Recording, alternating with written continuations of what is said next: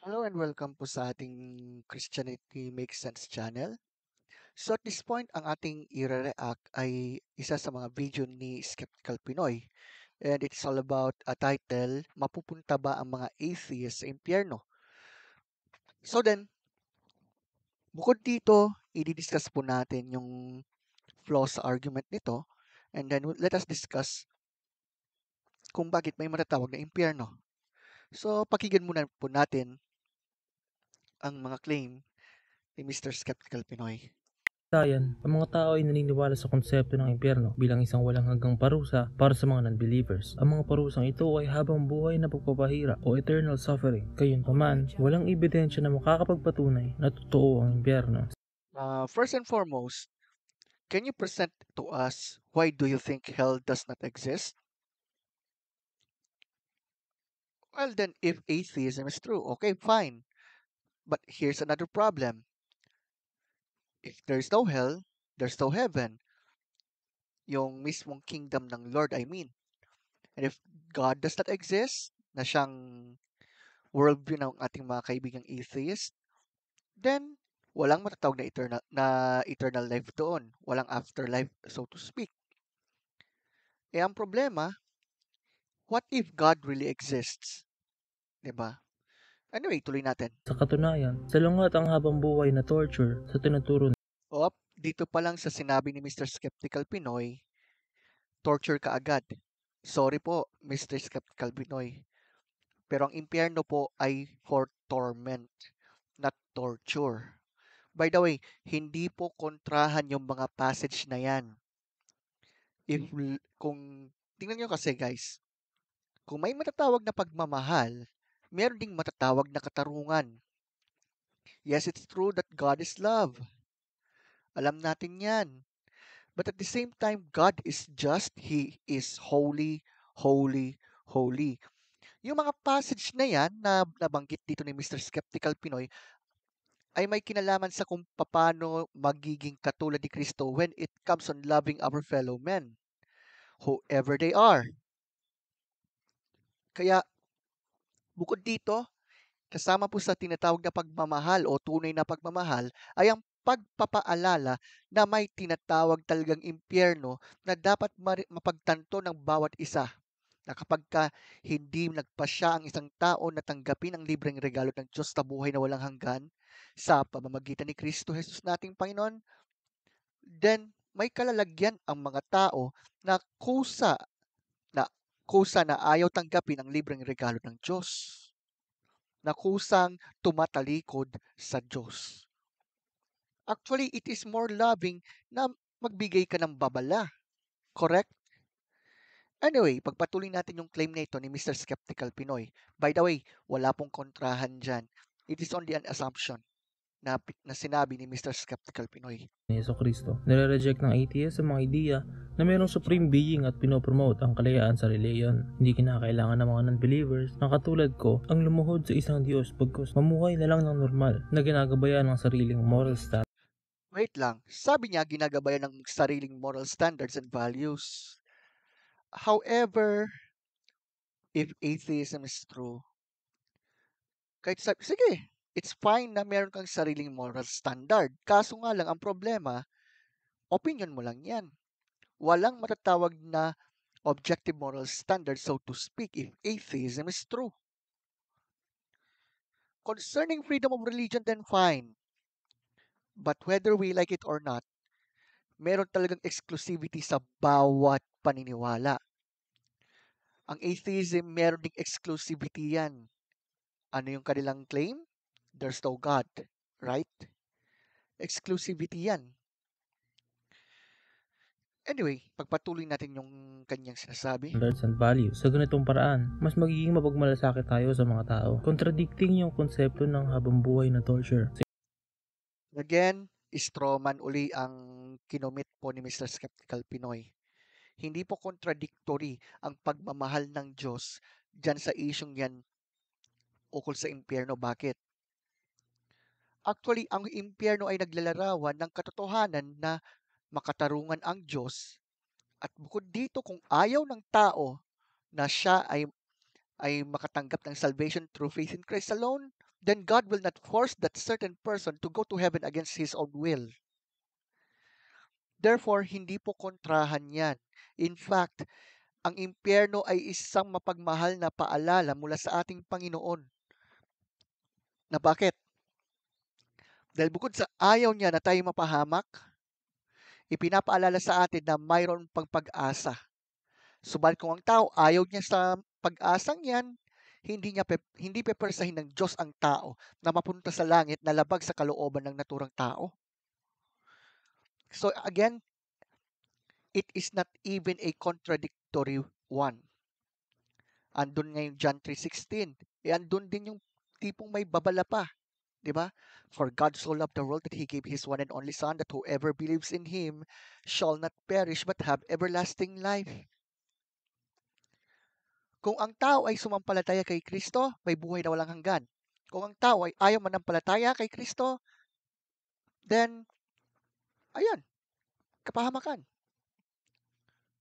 Anyway, tuloy natin ang kanyang claim. Isang Diyos na mapagmahal. Ang unconditional love ay isang pagmamahal na walang kasamang kondisyon. Kung unconditional yung pagmamahal sa atin ng Diyos, bakit maraming conditions bago makapunta tayo sa langit? Come on, my friend. If God does not exist according to your own worldview, then why are you complaining about it? Yes, it's true na ang pagmamahal ng Panginoon ay sakop sa lahat. Ngayon, concerning dun sa mga commandments ng Panginoon, hindi po ito gagawin ng isang tao dahil lamang sa obligasyon or whatsoever. Kaya nga ito ginagawa ng kaya nga dapat gawin ito ng tao sapagkat mahal niya ang Panginoon. Ganun lang yun kasimple. Subalit kung walang Diyos, then why are you complaining about it?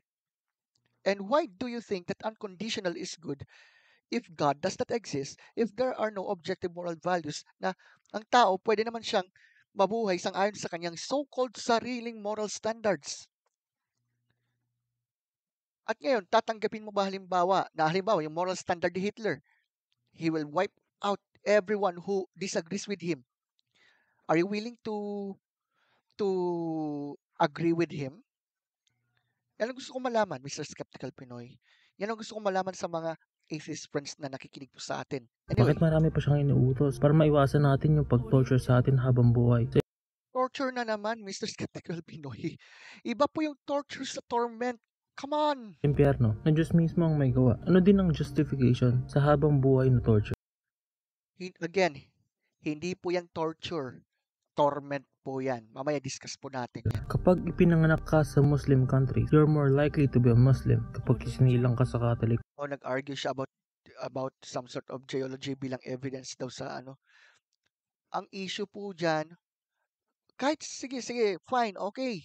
Pero paano natin nalalaman na Christianity is true? Evidence. Ngayon, kung ikukumpara natin, sige, let's say, paano yung mga atheist countries ngayon, like North Korea and China? So, in short, kung isang tao ay isinilang daw sa China or sa North Korea, then atheist siya. Pero alam nyo guys, mababaw to. Napakababaw tong argument na sinasabi sa atin dito. countries, most likely magiging Katoliko ka. Kung totoo ang impyerno sa Islam at mapaparusahan lahat ng non-believers ng Islam, unfair naman yun sa mga taong naging Kristiyano dahil ibinanganak lang sila sa isang Christian country. Babaw naman yan, Mr. Skeptical Pinoy. No, it doesn't. If you're talking about yung tipong, how about those who never heard the gospel, did you remember Romans 1 verse 20 and Psalm 19 verse 1? Isa pa, what if pinahintulot nga ng Diyos dahil alam niya na yung mga taong yun, at the end of the day, hindi naman pala maniniwala sa gospel message? Walang unfair dyan, kaibigan. And if God does not exist, if there are no objective moral values, walang tinatawag na fair and unfair. Come on. Kung totoo ang impyerno, hindi mapaparusahan ng habang buhay ang mga atheists kung gagawa lang sila ng mabuti ayon sa sarili nilang moral standards. Tumulong Okay, fine. It's good that there are some atheist friends who will help other people. We have no problem with that. Ang problema dyan, number one, ano yung moral standard para sabing mabuti ang pagkakawang gawa? At pangalawa, don't they even realize na minsan kahit marami kang ginawa, pagka meron kang ginawang kahit maliit lang na kamalian, mabubura lahat yon. If Christianity is true, yung kabutihan na ginagawa, walang silbi. O baka sasabihin sasabihin mo na pagka tinanggap si Kristo, huwag na tayong gagawa ng mabuti. Actually, it doesn't work. Ang tao na kay Kristo, na tunay na nakatanggap sa Kanya, magmamanifest yun sa buhay niya. Kaya nga ang mga Christians ay nagsasagawa ng kabutihan, hindi para maligtas, kundi dahil sila ay ligtas na. Concerning dun sa charity aids at kawang gawa at mabubuting gawa na ginagawa ng mga atheist friends natin, actually, very good. Maganda yan. Ang problema, ano yung moral standard nila para sabihing mabuti yan? What if, halimbawa, let's say si Hitler uli, example na naman. If Hitler will say, ang mga Jews dapat i-eradicate, and he will say it's good to do it. Are you going to agree with it? Kasi sabi kasi ng video na, sabi kasi, we can live according to our own moral standards. So, halimbawa, ang moral standard na sinasabi ni Hitler, it is good to eradicate Jews. Are you going to agree with it? If you will say no, then why? What's your moral standard? Why do you think what do I mean? What do you think the reason that Hitler is wrong? If there's no God, if there are no objective values, wala naman tayong problema sa paggawa ng mabuti. Maganda 'yan. Eh ang tanong sa mga atheist friends natin, why do you think charity works are good if there are no objective moral values, 'di ba? If good and evil are all opinions. If atheism is true. Kung kaya maging mabuting tao at huwag matakot questionin ang Listen, my friends. If you are saying itong tanong, what do you mean by the terms good person? Yun ang malaking tanong dyan. What do you mean by that? mga bagay na questionable. So, mapupunta ba ako sa impyerno? In an archaic sense, I don't think so. Yes, because in atheism, wala namang afterlife eh. At bukod pa rito sa mga claims ng ating atheist friend dito, tingnan nyo ha, kung may perpektong plano yung Diyos na ginawa at ako yung isa sa mga atheist according sa plano niya, edi ginawa ko lang ang utos niya na maging skeptic sa lahat ng religion. Dinamay pa niya ang Panginoon even though sa kanyang belief walang Diyos. Alam mo, Mr. Skeptical Pinoy, dyan pa lang, your claim here is just a mere joke here. Although God is sovereign, binigyan niya tayo ng free will. Binigyan niya tayo ng kalayang magpasya. At ikaw, ipinasya mo na hindi sumampalataya sa Diyos. Ikaw, nagdesisyon ka na nag-assume na walang Diyos. So again, if God does not exist according to your worldview, then bakit mo sinasali ang Diyos diyan? Na from the first part, in the beginning, inisip mo na hindi siya nag-exist. Mapupunta ba ako sa impyerno ng Christianity? If you did not accept Christ, then you will go to hell. Not because God forces you to go there, but it is because of your decision to reject Christ. Yan ang reality dyan, kaibigan. At you know what? Lahat ng claims dito ni Mr. Skeptical Pinoy, sabi pa niya, walang kasiguraduhan na mabubuhay pa tayong muli. If Jesus rose from the dead, then game over. Christianity is true. If Mr. Skeptical Pinoy, if you want to if you want to prove that Christianity is false, ito pong challenge namin sa inyo. Ipakita niyo po yung mismong bangkay ni Kristo. But if not, then whether you like it or not, Jesus rose from the dead. And because of that, those who trusted in Him will have eternal life. Okay, stay skeptical. Maybe I will be more skeptical in skeptical Pinoy's arguments, not in Christianity. So then, bakit kailangang may impyerno pa? Una, mercy requires justice. Ang Diyos, gaya na pinipinpoint natin, according to the Bible, perfect is the perfect balance of mercy and justice. Totoo, ang Diyos ay mapagmahal. Ang Diyos ay puno ng awa, habag. But at the same time, ang Diyos ay makatarungan at banal. Ayaw niya ng kasalanan. So, ang Diyos na ang Diyos na mapagmahal ay hindi masasabing mapagmahal kung hindi niya isasagawa ang paghatol sa kasalanan. Walang kwenta ang tinatawag na habag kung walang matatawag na katarungan. Ngayon, bukod dyan, why doesn't a loving God make sure everyone goes to heaven? Una, may free will po ang tao. A loving God would reward those of us who have decided to choose Him, while dealing justly with those of us who have decided to choose against Him. It's either you will choose to trust Jesus or not. Ikaw pa rin ang magpapasya dyan, kapatid. Ngayon, torture ba? Hindi. Torment is not torture.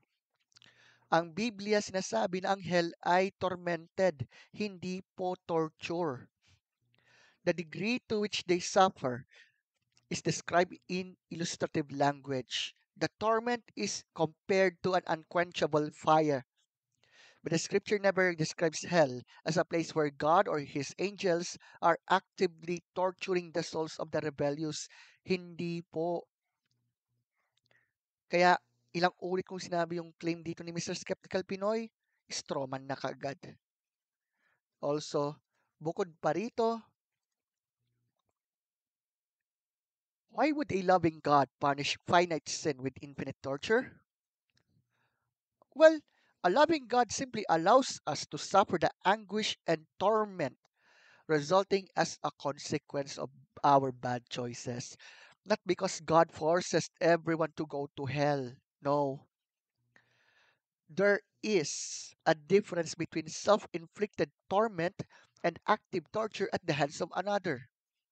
The duration of the crime has nothing to do with the duration of the punishment, even in this life. The source of the law determines the degree of the punishment, and God is a perfect, eternal, conscious being. So, don't be surprised to find we often underestimate the eternal consequence of our sinful and ultimate choice to reject God. So, again, yes, God sends people to hell because God forces these people to go to hell, but because these people decided or choose or had chosen to reject God in the first place. Last but not the least, why would a loving God send good people to hell? In Christianity, walang inosenteng tao. Maliban kay Kristo, syempre ha, all all people have sinned and fall short of the glory of God.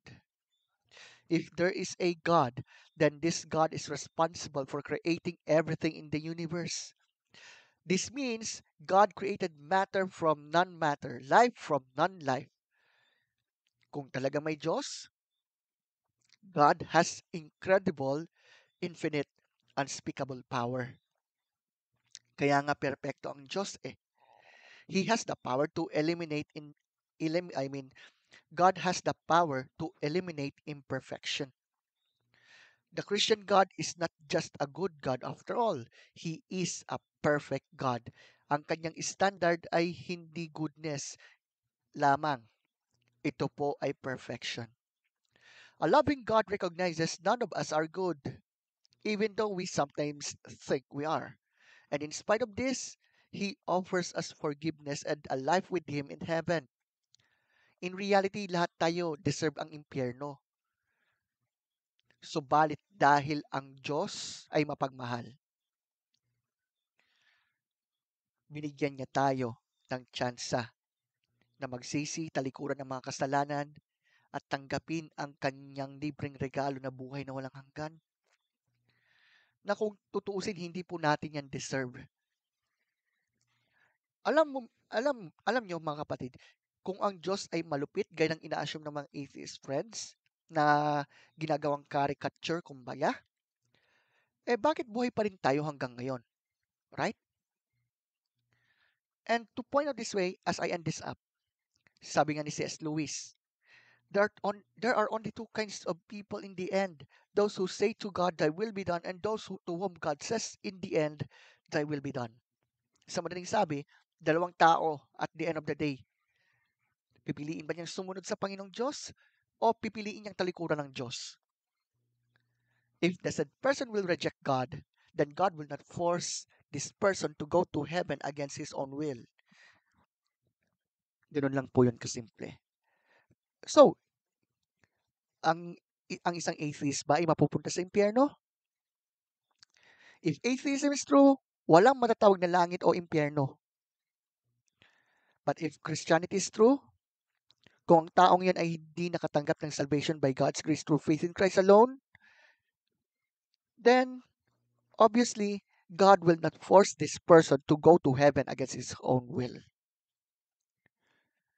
Well, so, saan yung nagbe-make sense? Atheism does not make sense there, but Christianity makes sense.